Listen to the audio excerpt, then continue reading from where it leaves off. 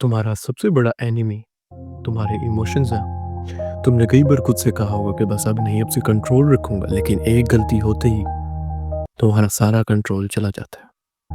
ये वीडियो तुम्हारे लिए नहीं अगर तुम सॉफ्ट हार्टेड हो। ये वीडियो उनके लिए है जो वाकई में खुद को चेंज करना चाहते हैं, जो अपने इमोशंस पर मास्टरी करना चाहते हैं। तो आज की इस वाली वीडियो में मैं तुम्हें बताऊंगा कैसे सामुराई लोग अपने इमोशंस पर मास्टरी करते थे और कैसे वो हर डिसीजन अपने दिल से नहीं बल्कि अपने दिमाग से लेते थे। सबसे पहले तुम्हें जान लेना चाहिए कि आखिर सामुराई लोग थे कौन। देखो, सामुराई लोग जापान के एंशिएंट वॉरियर थे। ये लोग फिजिकली और मेंटली बहुत ज़्यादा स्ट्रांग हुआ करते थे। ये लोग अपने स्टूडेंट्स को इमोशंस के बारे में सिखाया करते थे। When you allow your emotions to decide you already loss the battle.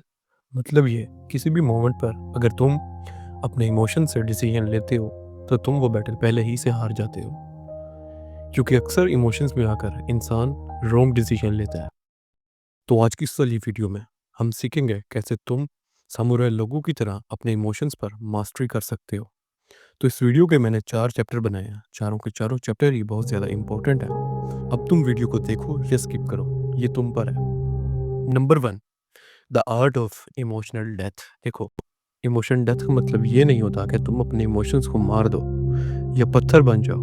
देखो, सामुराई लोग इस चीज़ पर बिलीव करते थे कि हर इंसान में 2 वर्जन होते हैं। एक उसका वीक वर्जन जिस पर हमेशा इमोशन से रूल करते हैं, और दूसरा उसका ऑब्जर्वर वर्जन जो बहुत कम लोग ही एक्टिव कर पाते हैं। देखो, अगर तुम अपने वीक वर्जन को मार दो तो तुम्हारा ऑब्जर्वर वर्जन हमेशा एक्टिव रहेगा। चलो सिंपली डीकोड करते हैं, आखिर तुम इसको कैसे यूज़ कर सकते हो।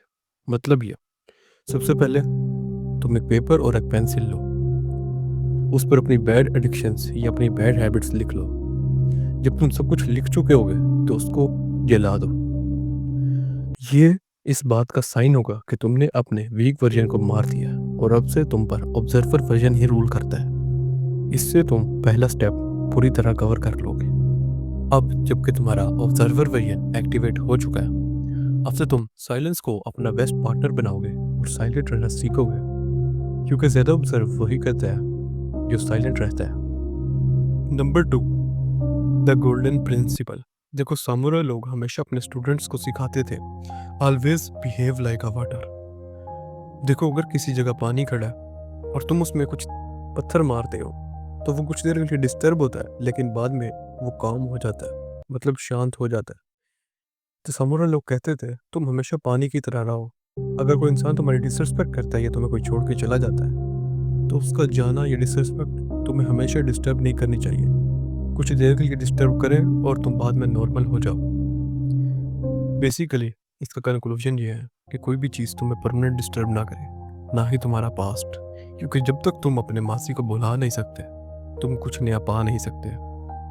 Number 3, the emotional D attachment. देखो, सामुराई लोग इस बात पर बिलीव करते थे जिस इंसान से तुम सबसे ज़्यादा प्यार करते हो वही इंसान तुम्हें सबसे ज़्यादा कंट्रोल करता है। सामुराई लोग अपने स्टूडेंट्स को सिखाते थे किसी भी इंसान से इमोशनली इतने अटैच मत हो जाओ कि अगर वो तुम्हें छोड़कर जाए तो तुम बिल्कुल ही टूट जाओ।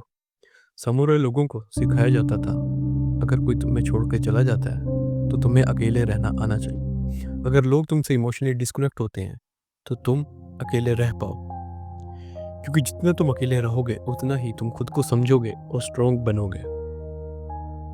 तो अब सबसे important part, pain is your friend not an enemy. देखो, सामुराई लोग इस बात पर बिलीव करते थे कि दर्द तुम्हारा दुश्मन नहीं बल्कि तुम्हारा दोस्त है, क्योंकि जितना ज़्यादा दर्द तुम सहोगे उतने ही ज़्यादा स्ट्रॉन्ग तुम बन पाओगे। एग्जाम्पल के तौर पर तुम जिम ही को ले लो। जब इंसान जिम में जाता है और अपने मसल्स को तोड़ता है तभी वो पहले से स्ट्रॉन्ग बन पाता है। इसी चीज़ पर सामुराई लोग भी बिलीव करते थे जितना तुम दर्द को फेस करोगे उतना ही स्ट्रॉन्ग तुम बनोगे।